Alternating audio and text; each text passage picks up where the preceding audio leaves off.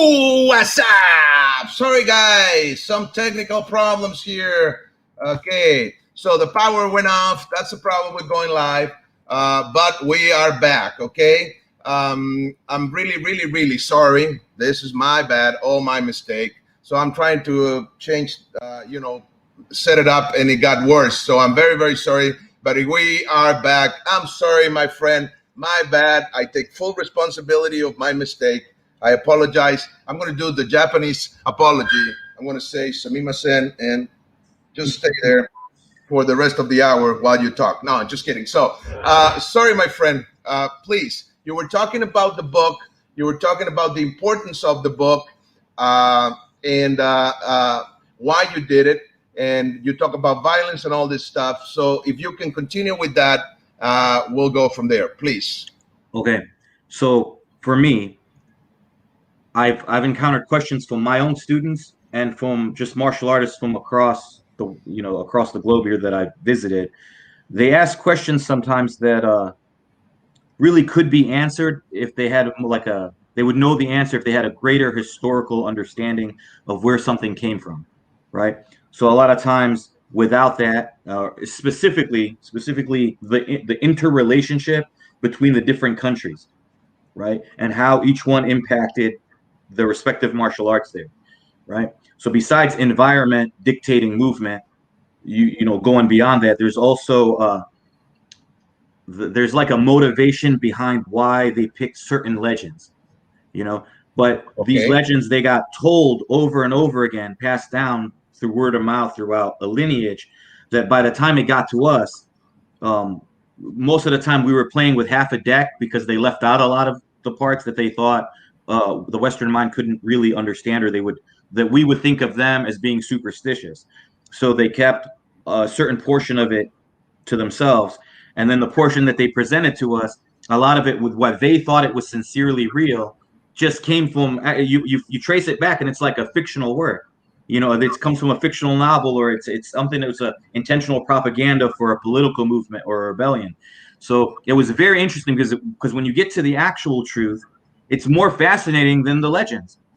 It's more amazing than the legends. I couldn't. Wow. When I started looking into, for example, the White Lotus, I didn't know that they had part of the guy that founded the Ming Dynasty, the emperor that founded the Ming Dynasty.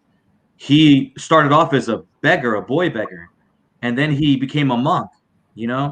And then from being a monk, he eventually starts a rebellion, and the first rebellion doesn't go very well, and he escapes to the south, and he starts another rebellion, and eventually, after like 30 years of a continuous war, he takes over all of China and finds the Ming Dynasty, right?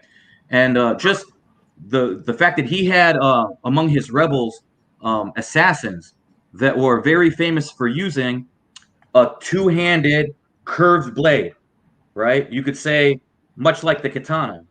And when he became the emperor of China, these assassins became his sort of personal guard that just traveled around China, and they could overrule any court and kill anybody, including some of the members of the imperial house.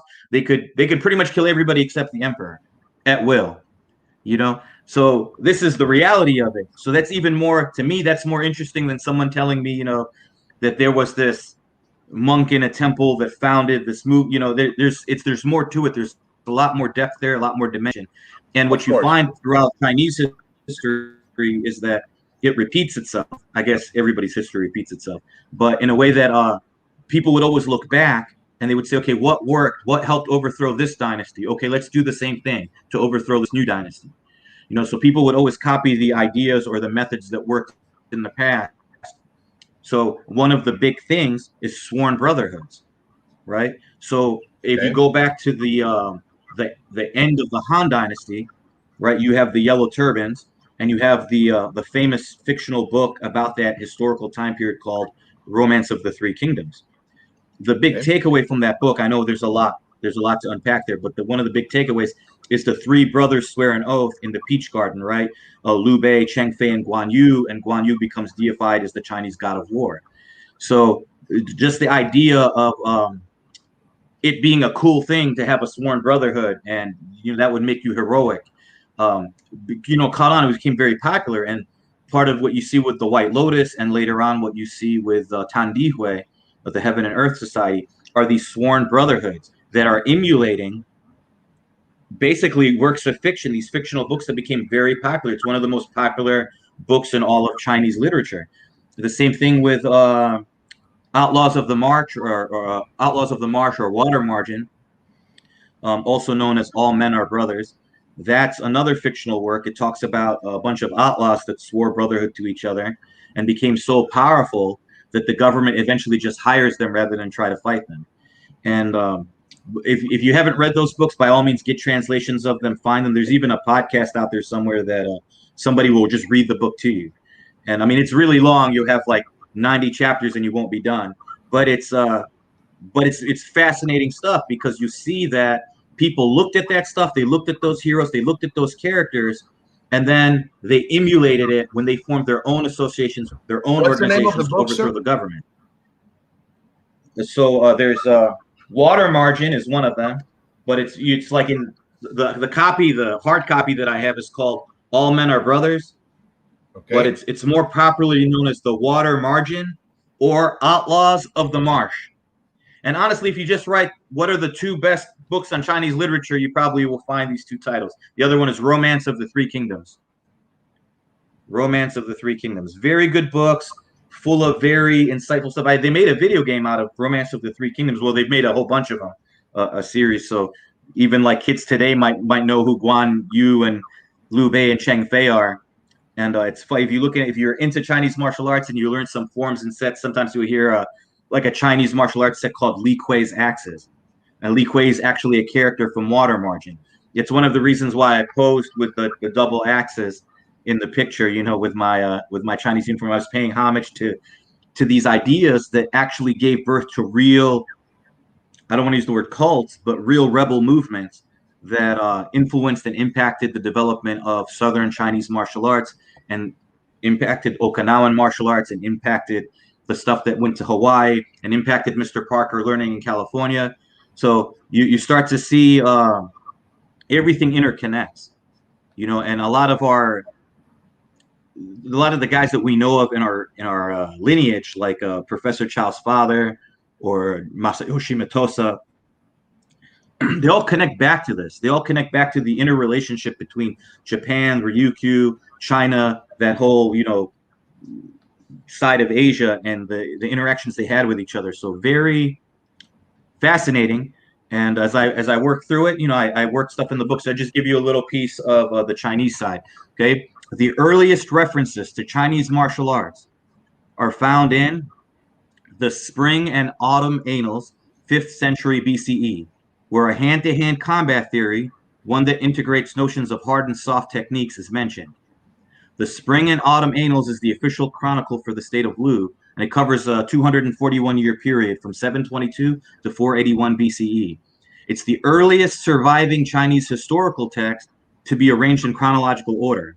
Okay, a combat wrestling system called Zhuo Li is mentioned in the Classic of Rites. By the way, I cannot intone Chinese correctly, so I apologize to my Chinese speakers. I do the best I can. So in English, it'll look like Jia, Jiao Li, right? The combat system included techniques such as strikes, throws, joint manipulation, pressure point attacks. Then there's the Book of Rites, also known as the Liji. It's a collection of texts describing the social forms, administration, ceremonial rites of the Zhao dynasty, as they were understood in the warring states in early Han periods. And it talks about how, like Zhao Di from Zhao Li, Zhao Di became a sport in the Qin dynasty. The Han history bibliographies record that in the former Han versus the later Han, there was a distinction between no-holds-barred weaponless fighting, called Shobu, which is training manuals already existed for it, and sportive wrestling, known as Jiao Li. They talk about, I was talking to you, Frank, about this, the cudgel fighting, right? In the time of the Yellow Emperor, they used to decide the hierarchy of who's going to be in charge based on who was the more skilled fighter with a staff. So this is, like what I said, when reality is more fascinating than the fiction. So they were already quite, staff fighting was already quite established in ancient China. just from the time that's how they were establishing pecking order. The complete history of Chinese martial arts is not known, and that's something that we kind of have to accept across the board for all history. There's a lot of things that are just not known, and it's not right, and it's not just to make up stuff to fill the void. Many people have tried to fill the unknown with fictional myths. They've taken I've tried to take a different approach and just do factual historical information that anybody could go and research and double check, right? Okay. So how can you get closer to the truth? How did you do that? How research where or how or what? That's a good question. How did I? So for me, I started when I was a kid, and as I learned to read, I started off reading martial arts books, right? And of course, I wasn't satisfied with it, so I had to read military books about military equipment. And then I was like, oh, Asian philosophy is part of it. So I had to go into Asian philosophy and the study of Asian religions. And I had to incorporate basically if a subject touched on it, whether it was anatomy, whether it was psychology, I had to go out and get everything I could on that and devour it. And that's how I spent a lot of my youth. So where other people were playing football and having a life, I was just devouring martial arts stuff, right? Which is not healthy, and I don't recommend it, right? Because you get a little bit. But having done that, I had it all. I thought I had it all going chronologically in my brain, like just a very big interrelated story. And I came to find out that a great deal of that was fiction. So it took, first of all, having to accept the fact that maybe there's some things that you think you know that in reality are not based on fact.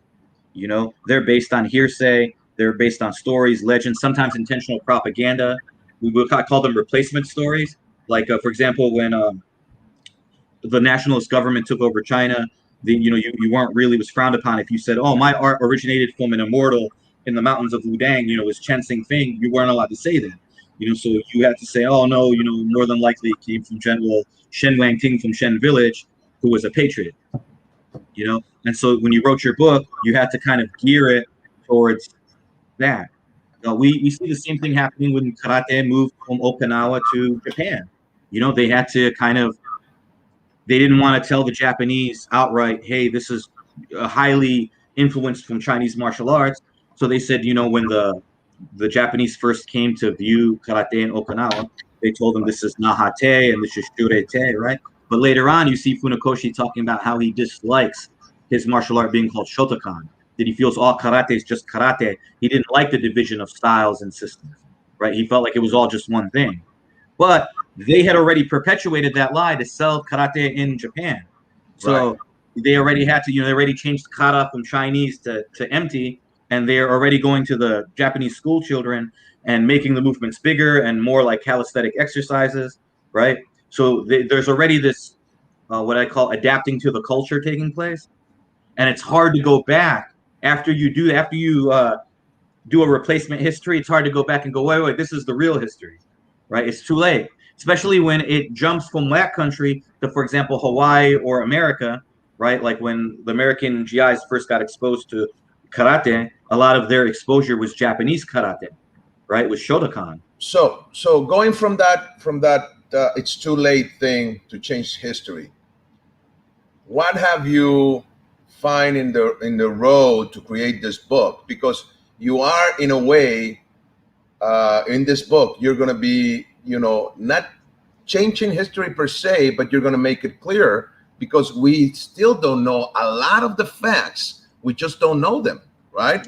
We don't have access to that information for whatever reason.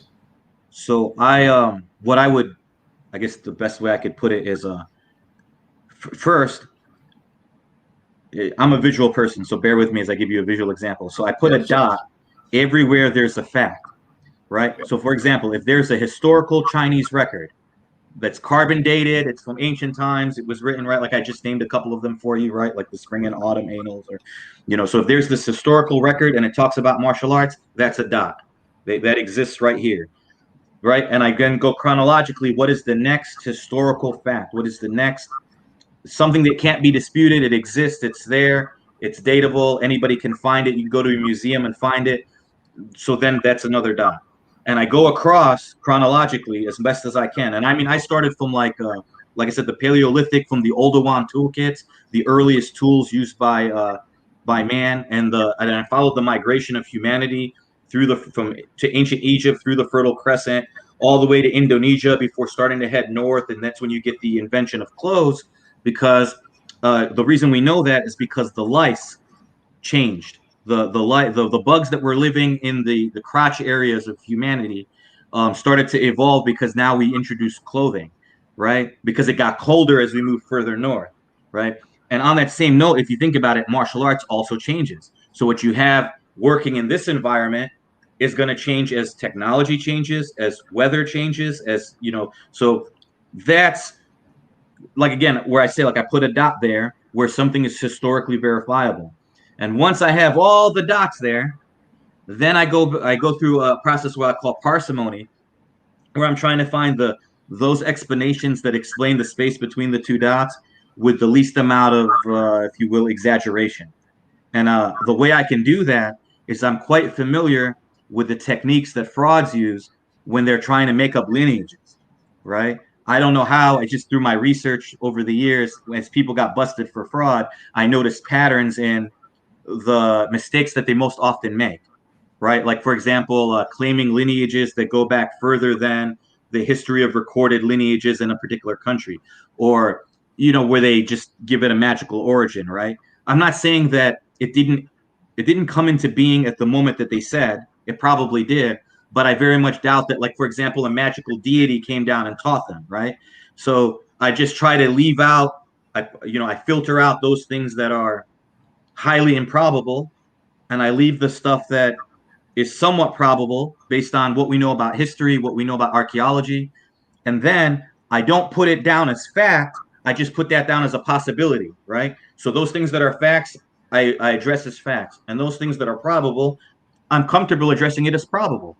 Okay. It's one of the problems with some of the historians. They get really arrogant and they're like, this is how it is. This is the way it is. I have the facts. This is it, right? But you You don't don't really, know you that. weren't there, so you have to leave room for the possibility that you're wrong. Also, you have to look at the source of the information. How credible is it? And I always ask myself, what does this person have to gain?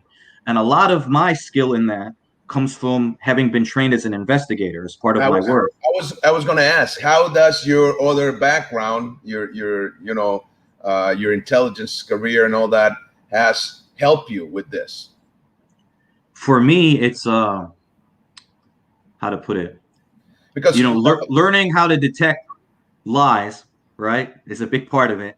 Reading body language and being able to tell uh, what a cover story is when somebody creates a cover story, or when somebody invents stuff. You can kind of tell. You just start to see where they're, like, where people usually make mistakes in their story. Um, or sometimes you just have to look at placement and motivation and see, okay, well, like, what's motivating this person to say these things? What is his current situation? And, then why is he phrasing it this way? It doesn't okay, mean that what he's saying is a lie. It's just that sometimes the way we try to say something, we try to say it in a way that helps our agenda, even subconsciously, you know? Like, for example, me, I'm a big proponent, a big champion of like, the violence is violence, right? I'm not a spiritual creaminess guy. I'm not like, you should learn martial arts to develop spiritual creaminess. Even though I know that that is a real part of martial arts and a very important part, throughout my life, I have not emphasized that. I've always emphasized this because I was teaching soldiers, right? I was teaching people that are in the military that have to deal with war, and I didn't have the time to make them, more cool members of society, right? So I right. had to give them what I could give them. So sometimes when I talk, I accidentally, through bias, my language moves towards advocating my previous stance. And you find that somebody will tell, maybe a small, makes a statement, somebody tries to call them out on the statement, then they have to pile up all this stuff on top of it that isn't real to try to cover up for the original thing, rather than just admit, you're right, I made that statement, I was really biased at the time, I didn't want to be wrong, but no, it just runs away like a train, just the train off the tracks, just, it goes crazy. And then you have to, as the historian, as the historical researcher, you have to be willing to go there. You have to talk to the guys. You have to interview them. Then you have to interview the people they say are witnesses around the situation. Then you have to go back and you have to look at the newspapers and the current events that occurred in that time. For example, just for example, and apologize again, I'm not trying to talk bad about anybody, but just going to use Matosa for an example, right? This is a popular character in the Kenpo world. People always talk about in a controversial one for right. sure. Yeah. People talk about his history in Hawaii, right? And they say, okay, from he arrived at this. They say he arrived at this date, and then at this date, let's say he joins the Hawaii Territorial Guard, and there's a document saying that he arrived on this date. There's a historical document, so you put a dot there, right? And then over here you say, okay, he joined the military. There's historical proof. You put a dot there. Now, what happened in between that? What happened in the middle of that? And most people, if they're just looking to talk about martial arts and they don't have an awareness of all the stuff that was going on in history at the time, where do they even start? They have no basis for trying to figure out what's in the middle. So usually they just fill it up with stuff that they think would, help their story. So, for example, they'll say, well, we know that he started teaching Kenpo in 1942 out of his garage, and his first student was Thomas Young.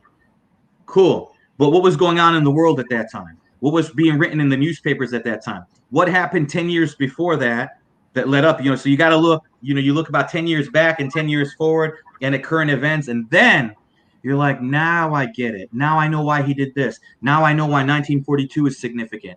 Now I know that, this particular event occurred, and that was probably the motivating factor for doing this. But you got to be willing to do that. And that takes time, and it takes, you have to love this kind of research to really be willing to go through it. I think a lot of people, their heads explode just listening to me talk. So I don't. Okay. That's very freaking interesting, man. That really is. Okay, let me just bring some comments up. Nathaniel says, ready to learn. Thank you, maestro. Salvador Becerra, hello, practitioners of Kenpo. Mr. Frank Soto and Mr. Sami Ibrahim. Hello, sir. Master Joe Ribello. Hi, Fox. Hello, sir. Okay. Salvador Becerra says, Shaolin Temple historical book or record were destroyed by bandits during Chinese Civil War. Okay. I guess there's a possibility that a lot of stuff were burned, but I guess we cannot say that everything was destroyed. I mean, how can we be sure of that, right? So I guess that's how history works, right? That's why you start doing the research. So when you get something like that, or maybe you get the fact that there was a fire and you put that on a dot, and then you see that they continue and maybe they rebuild it, I don't know, 10 years from that, and you put that dot, and then you start filling in the blanks. That's what you explained, right? Right. And so if just to use the Shaolin Temple, that's a good example. So Shaolin Temple, if I want to learn about Shaolin Temple, the northern one, I would start with, when was it built, right? Why was it built? Who was it built by? What was the political agenda of the Wei Emperor that had the first Shaolin Temple built? What was the religion at the time? Because it wasn't Chan Buddhism, because Chan Buddhism hadn't arrived yet. So you got to establish those kind of things first. You got to see who the first abbot was, how close was it to the capital, what kind of congregation was attending at the time, right? Because it's one thing to build a temple and have it attended by, you could say, civilians. It's another thing to build a temple and have the royal family and the royal government officials, if you will, the imperial officials coming and attending it. It creates a different dynamic, and you have to kind of learn to play the political game. Then you look at the actual religious doctrine.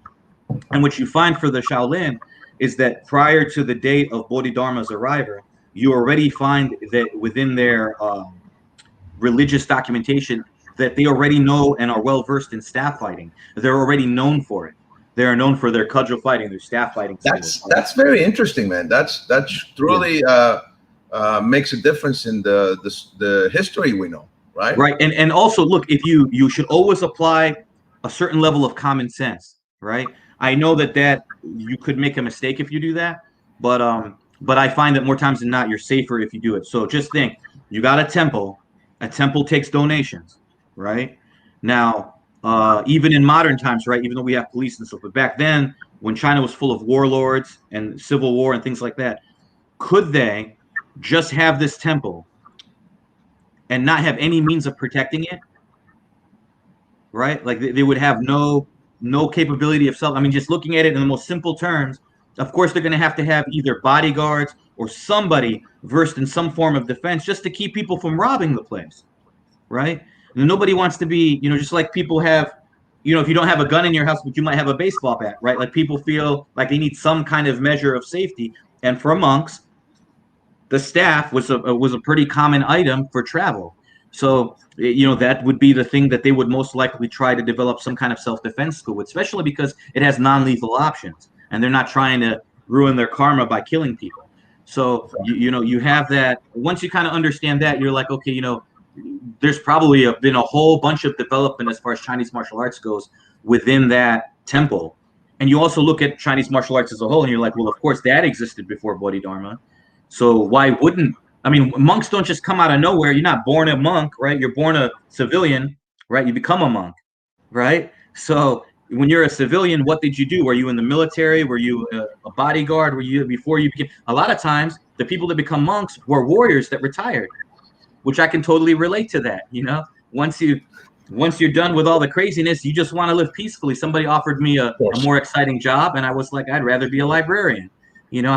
I'm done. I'm done with action. I don't want any more Right. excitement. Right.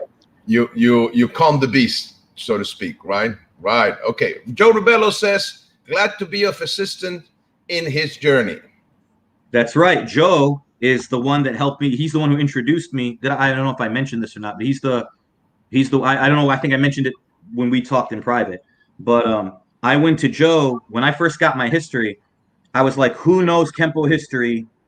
Like probably the best, right? And I'm like, it's got to be Joe. It's got to be Kenpo Joe. I've never met anybody who knows their history better than him. So I run this stuff past Joe, and Joe tells me, and it just goes to show you how humble the man is, despite everything he knows. He says, you know what?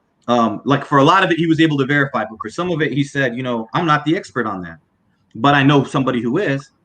Let me introduce you to this guy. And he gives me the phone number for Uncle Chemo. I start talking to Chemo Ferreira, and if it wasn't for that, I've had at this point maybe 100 conversations with Uncle Chemo. He sent me documents, so it's like we talk all the time. I feel like we're family. He's invited me to come down and train in Hawaii there. So it's I feel very blessed to have had an opportunity to meet someone like that, which I wouldn't have if Kenpo Joe hadn't opened the door for that. So, and I'm going to pat myself on the back for having common sense enough to reach out to my betters. So a lot of times people write books, and I swear I think they just write them. I think they just write them in 30 minutes. That's how I feel. Like, did you ask anybody about this before you wrote it? Like,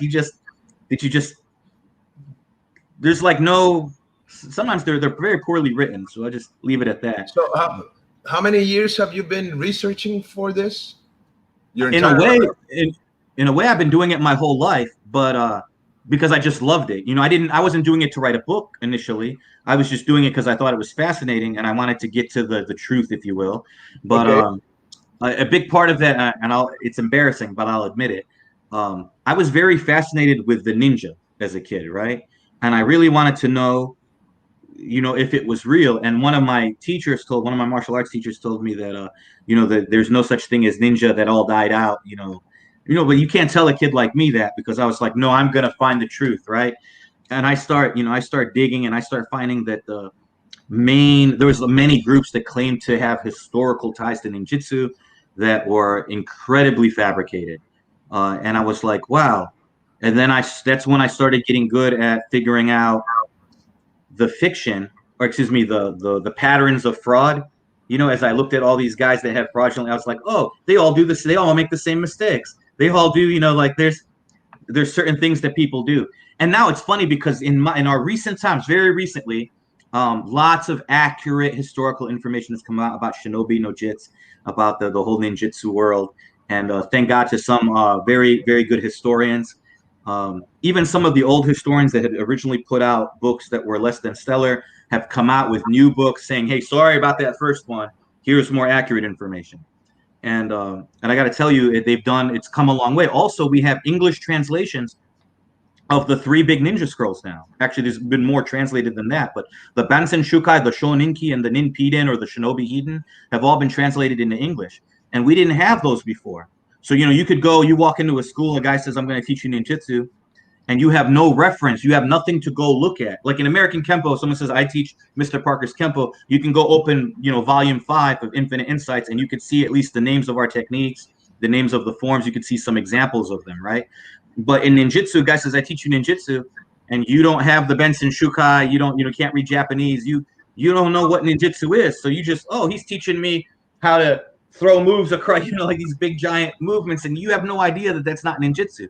But you get the scrolls translated, and all of a sudden you're like, poison, arson, picking locks. You start seeing like what the true focus of the shinobi arts was, which is spycraft, and you're like, okay, that's not what they've been teaching us. And so when the scrolls first got translated, they tried hard to attack the historians. They tried hard to attack the guys' credibility that were translating these books. But go ahead. There is a famous guy now, famous on social media, a Japanese man, Kawakami Sensei. I think it's Kawakami. Yeah, he's legit. Yeah, I was gonna say he seems very legit, and they're letting some information out of he talks about this spy thing, and his remarks and his teachings are, I think they're right on target, and they're very different from what we are used to. Unfortunately, he's not willing to teach anymore.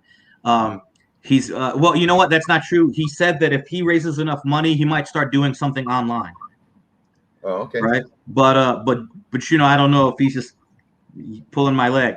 But as far as so he's got a student of his that is still teaching in Japan.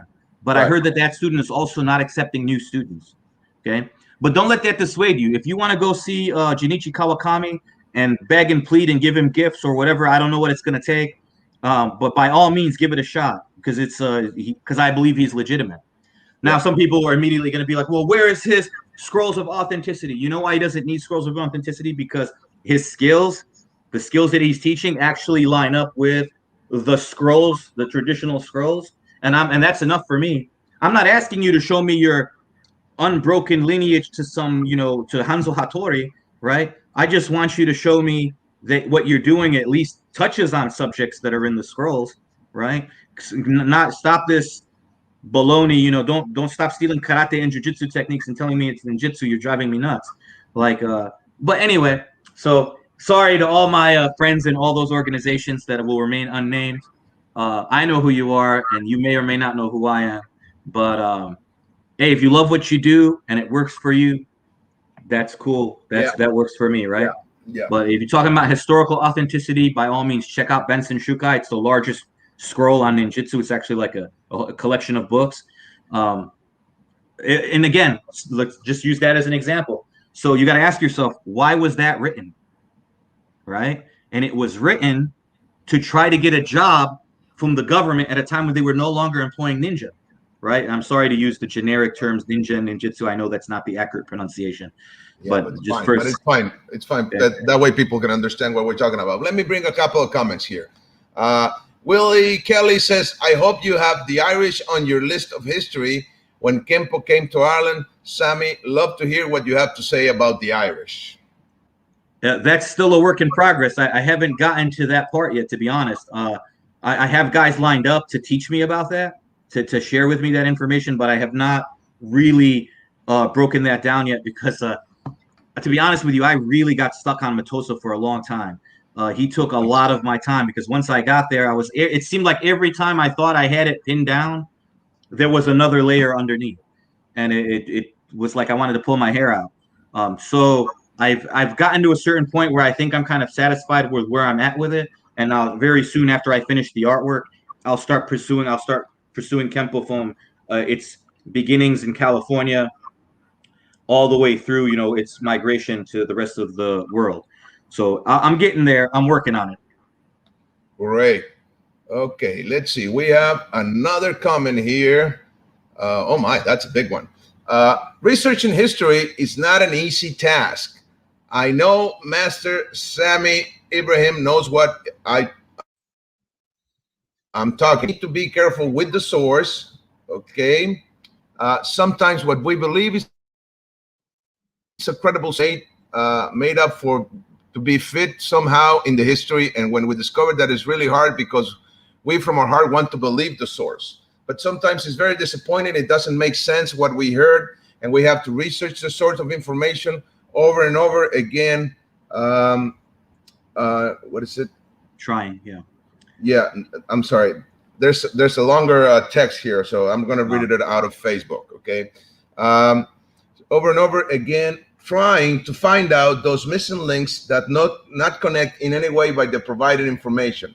That happened to me, and that's why I chose to move to the place where I am researching the information of history to connect the missing links, dots, and personally counter the sources of information with more deep research that only can be found when you are in person at the place the events took place. My respect to the great work of Master Sami Ibrahim. Nice. Okay, thank you so much. I don't like to call myself a master on the grounds that I know that what it's supposed to mean, but I sometimes feel like it implies that I'm too stupid to learn anything more. I haven't attained the level of my peers. Like if a guy like Larry Tatum or Frank says he's a master, that makes sense to me. If a guy like me says it, I'm a nobody in the martial arts world. But I'm doing my best. I appreciate the courtesy, and I think you're absolutely right. I missed my opportunity to go to Hawaii because my daughter went down to Alabama, so I'm finally child free. I should have made the trip to Hawaii, but I had financial reasons why I couldn't get down there. So I'm kind of kicking myself for that, but it is what it is. I will get there eventually, and thankfully they're mailing me stuff from Hawaii over here, so it's helping fill the gap. But he's right, and one way that might help is that we shouldn't take it personal if our heroes have put out false information. For example, I love Mr. Parker, right? I very much, that's the founder of my art. Without him, I wouldn't know my head from my tail. But when it comes to history, he got his history from various Chinese masters that got it from word of mouth through their lineages. And unfortunately, a great deal of that information was not true, right? But how would they know that it's not true, right? Because they typically, when you just learn things from word of mouth, or not proven.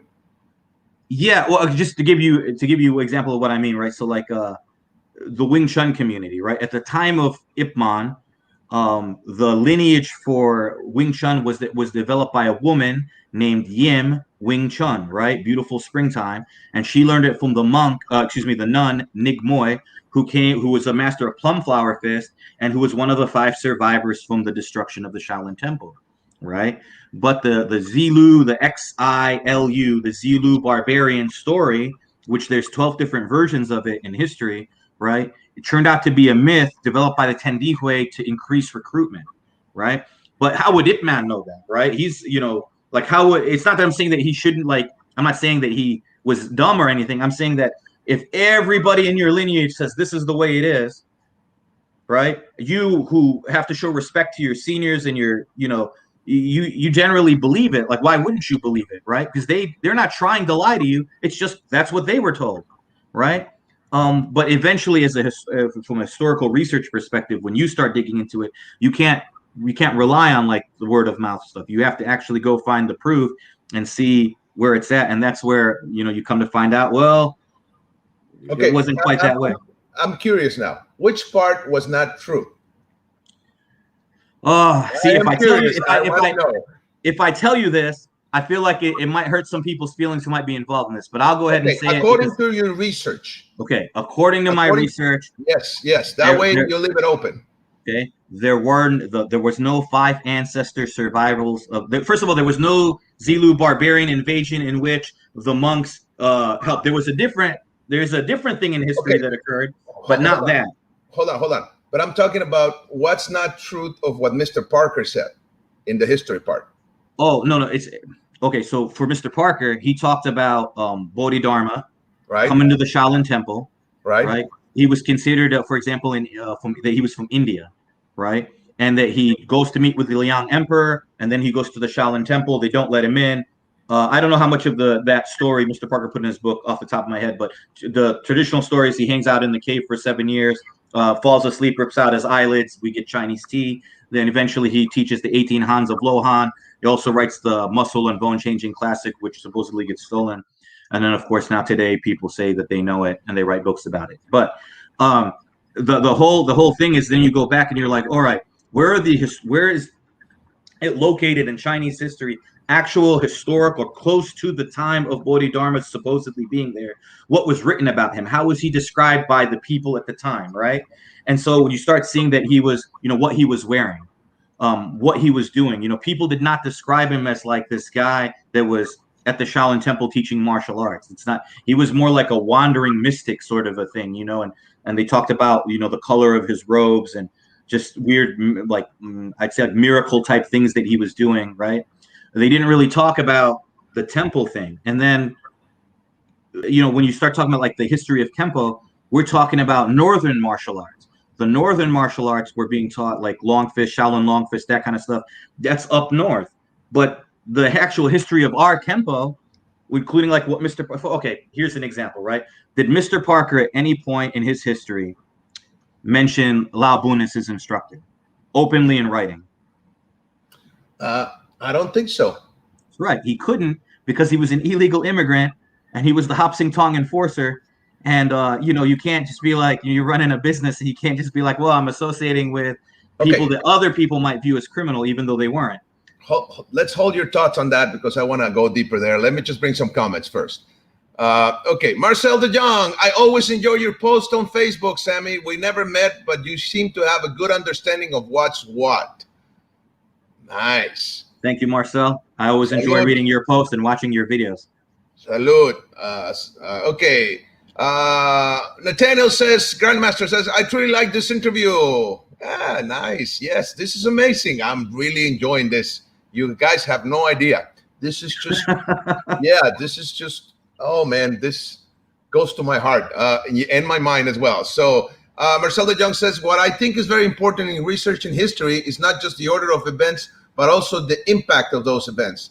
I think it's more important to know who impacted the art the most than who may have been a little earlier, but with not too much impact. That's a good, that's an interesting comment. Okay, I agree that it's important to know who impacted the art, but you also have to factor in that some guys that are really good, okay, and pardon me for saying this, a lot of times the people that are the most skilled and most knowledgeable in the martial arts are the least known, right? They hide from the limelight. They're not always out there. They're definitely, most of them are not on social media, right? And same way in ancient times, or not even ancient times, but that period of history before the pioneers of the art brought it out to the open.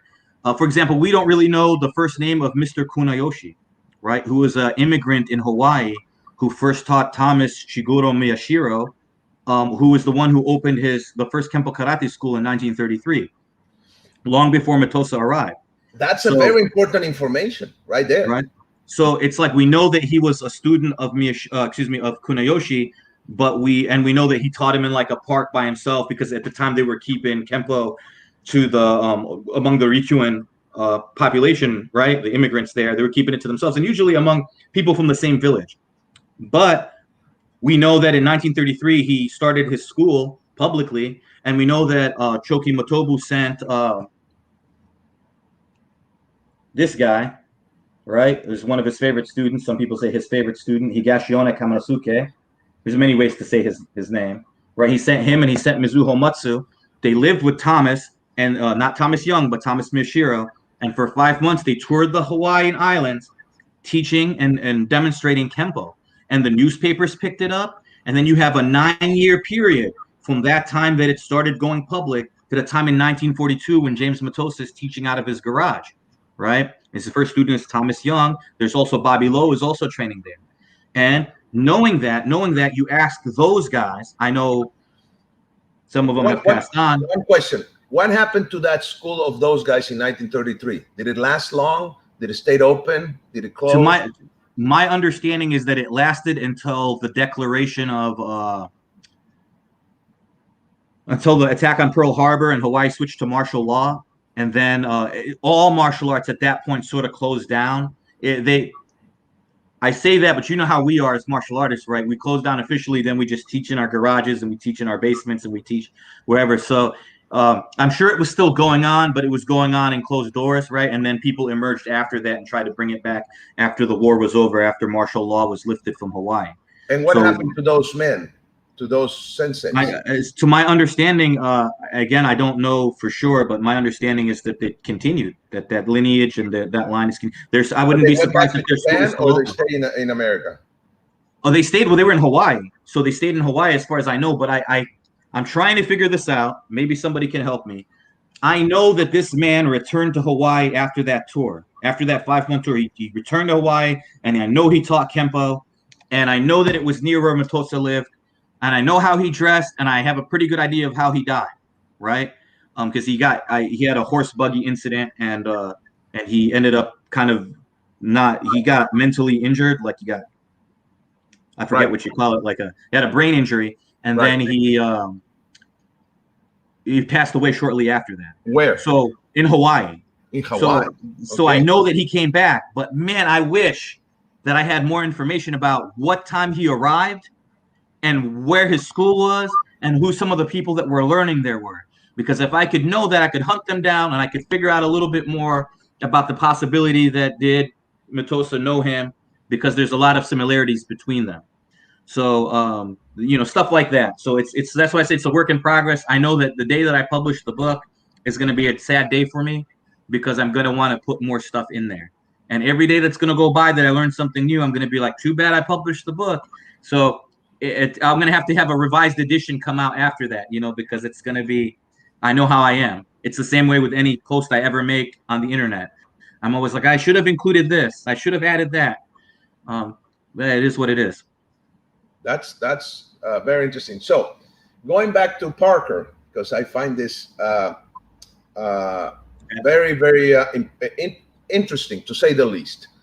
So Parker talks about in his book Secrets of Chinese Karate about Daruma Daishi, or Bodhidharma, and about the Shaolin monks and all that stuff. So where do you believe he got that information from at that time? Because every book at that point that was published about the art of martial arts into English, almost every single one had a very, very similar story. Right? Okay. Nobody had come out with an alternative theory or an alternative thing at that point. Everybody was on what I call the Shaolin bandwagon. Okay. And especially as Kung Fu became more popular, which is what we're talking about when he wrote Chinese, this is the 60s now, 59, 60, 61, right? That era. Chinese Kung Fu is booming. That's the thing. And everybody is on the Shaolin Temple bandwagon. The people in China are like, not all the people, but the government is like, they play that up too, because the Shaolin Temple becomes a tourist attraction, right? So I know Jet Li, I know the involvement, I know the story. I just don't feel like getting into that. But as far as all of the stuff that was being put out, it wasn't put out. All right, forgive me for saying this. Mr. Parker knew a lot more than he put out. Okay, without a doubt, without any shadow of a doubt, he hid a lot of the information in symbols and the stuff that we're like, well, why would he include this traditional thing? If he's this forward-thinking, progressive guy, it's because it contained it pointed you in a certain direction. Let me put it that way, right?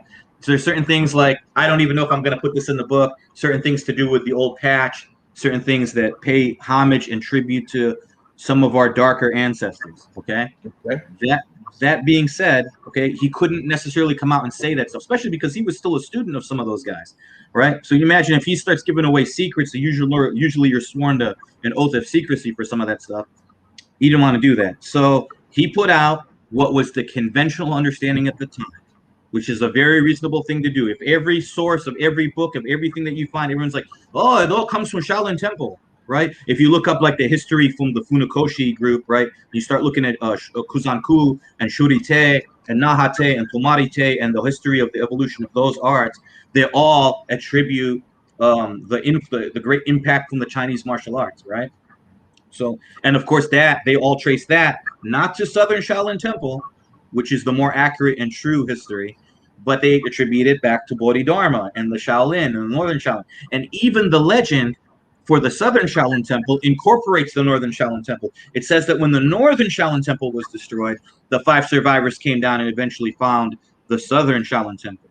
And if you Right. go today to China, to the government-sanctioned Southern Shaolin Temple, because there's 3 of them, but there's one the government acknowledges as the legitimate one, you will find a martial art being practiced there called 5 Ancestor Kung Fu that, again, has the lineage of the 5 ancestors. However, if you were a sworn member of one of the secret brotherhoods, or what we tend to call triads and tongs and things like that today, if you were an inside member of those organizations and you actually were a high-ranking member and got the actual history there, which, by the way, now has been revealed, that you would know that you would actually be like, oh, you mean that was all propaganda to increase recruitment during this particular phase of like, you start to see where it all came together. There's a very good book. I know I showed it to you the other day. Oh, here it is. And I got a question for you after that.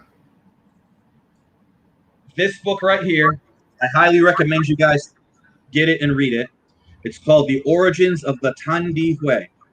Okay?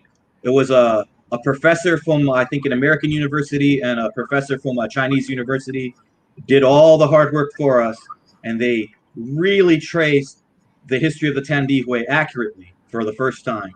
And in the back of the book, special treat, they give you all 12 versions of that legend that I told you was propaganda. Can you show the author?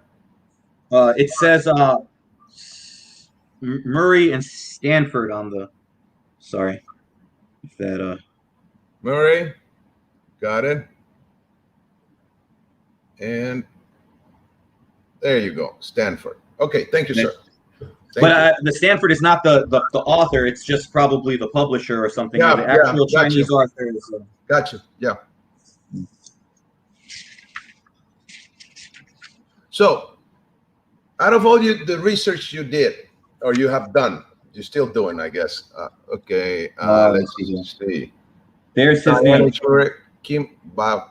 Okay, Bao Ki or Bao Chi, or I don't know how to say that. Yeah. I would say Chin Bao Chi is how I would. Chin Bao Chi. Right. Okay. Yeah. So again, they did a really good job of it. You can get a good look, and then you can, on your own, you can look up what vows you have to take. But they're also in my book. So I actually detailed all the vows in the most detailed English translation. So you'll get to see why certain things couldn't be said, why certain things had to be hidden, and it's just out of respect for Mr. Parker. He was learning from those guys, and it wasn't the right time to put that information out. So I believe that he did know a lot of it. I'm going to ask you something, and this is more like a personal opinion. Okay, out of the research that you have done, which it's huge. What I can tell, you talked about India prior to China, then China to Japan, then to Hawaii, then to America, right? So, just to go back to Kenpo a little bit, what would you say was the biggest influence in Ed Parker's Kenpo? Was it the Chinese, the Japanese, the Hawaiian part, the India part? What was the biggest influence? In my opinion, the biggest influence on Mr. Parker's Kenpo was Mr. Parker. Okay. And I know that's taking the easy way out, but hear me out. Okay. No, go. If we just look at what Mr. Parker did, right? Bear with me here. See, during our talk, my books got out of order. So we got his first book, which I know is not technically his first book. I know there's the other one that's older that has short form one. But anyway, so you have this, right? Law of the fist and the empty hand, right? And inside of it are a bunch of methods that are basically karate. They're basically the Okinawan Japanese influence karate, right? And we all know that this is pretty much in line with what Mitosa was teaching, right? Use of the makiwara, the kata nehanshi. Now, Mr. Parker doesn't have the nehanshi, but at the time we know that Masayoshi Mitosa did teach the nehanshi. Now we know that when William Chow got it, he's pretty much teaching the same way, still a makiwara, but he's not teaching the forms. He's just teaching techniques. Now it's basically all the bunkai, right? But it wasn't limited to the Okinawan stuff because William Chow didn't have that mindset of it had to be limited to a particular race or culture. He wasn't interested in maintaining the purity. Like there's these guys, they call themselves purists, and they're like, oh, don't you dare, use this method from this other culture, which of course everything they do is all borrowed. We've been borrowing and stealing from each other, if I can use that word, from the beginning of time.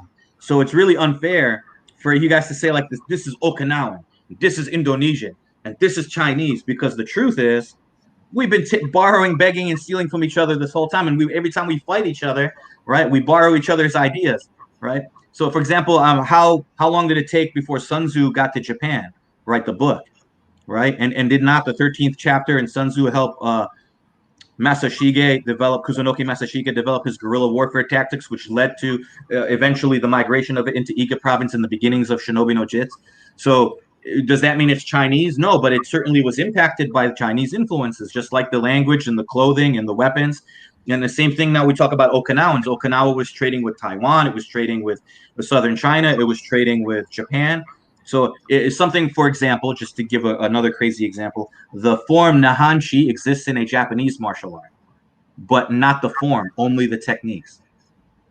That'll come out in the days to come here. In People, the Chinese martial art, you're saying, or the there Japanese? is a the form Nahanchi is Okinawan, right? The Okinawans attribute it to the Chinese, but we don't know the exact date of origin, and there is currently no art in China that has the form Nahanchi. Right, and we know that today in Shotokan it's the tekis, right? Teki Sandan, Teki Nidan, all that. But as far as Nahanchi goes, right, those movements that are in Nahanchi, the Bonkai, if you will, are found in a Japanese martial art that originated in the southernmost island, Kyushu, in Japan. Okay, it's in the book. You'll see the name of the art. And there was another karate historian who brought that to my attention. So. Okay. Again, we borrow from each other all the time. So Mr. Parker's art is primarily Mr. Parker. He took what he took and he kept adding more to it. He got influenced by the Chinese. Yes, he got influenced by the Koreans, but he also got influenced by the Filipinos and the Indonesians and lots of other people. So you can't just say that it's one thing and only one thing because that's how you want to tie your lineage to it. It's not just. Okay, cool. Uh, Amazing, just amazing. Okay, we are out of time. Let me just bring a comment here. All good things must come to an end. Okay, history is very important because if not, there will be too many fairy tales, much more fairy tales than today's. Normally, a student of your students are the ones who look more of what his instructor missed or doesn't pay attention and think is not important. The pattern repeats again and again. That's where we lost too many information of history. Cool. Okay, another comment. Willie Kelly says, wow, Sami, what have you been doing all your life? I could listen to you all day. Brilliant. Thank you for all your research. So the universal pattern came from Leonardo da Vinci. Okay.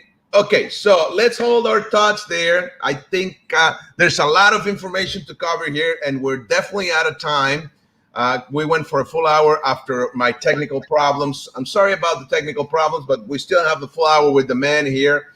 And let's just say, please, can you come back to the podcast, sir? Let me check my busy schedule. Yep, I can do it.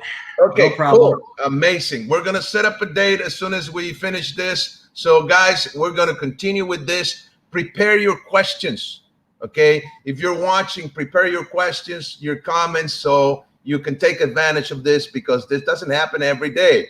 We have a brilliant mind here, a brilliant research, yes, a brilliant man with very, very good work. Yeah, don't just take the compliments, sir, because you are doing an amazing job. Thank you. I really appreciate this.